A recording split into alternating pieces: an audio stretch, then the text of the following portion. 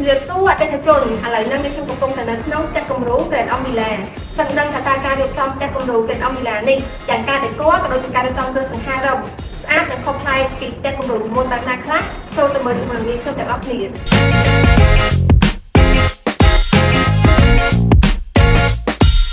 ខាងក្នុងគឺមានចង្ក្រានបាយស្ងួតហើយនឹងមានតុញ៉ាំអាហារអាចរៀបចំពីសមាជិក8នាក់ក្នុង10នាក់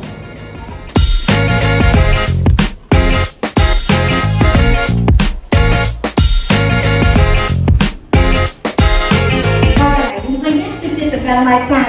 អាចធ្វើម្ហូបបានគ្រប់យ៉ាងទាំងសៅទាំងស្ងួតទាំងមានក្លិន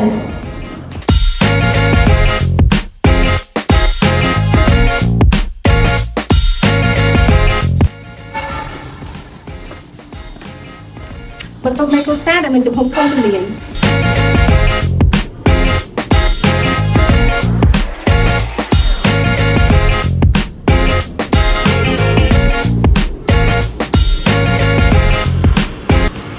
មួយនឹងវេរកដាដែលអាចរៀបចំជាកន្លែងញ៉ាំអីក៏ដូចជា Skype បានខាងលើផងដែរបើសិនជាបងប្អូនចាប់អារម្មណ៍អាចធ្វើការទំនាក់ទំនងឆាតសួរព័ត៌មានតាមរយៈ Page ដែលបងប្អូនទៅ Subscribe បាន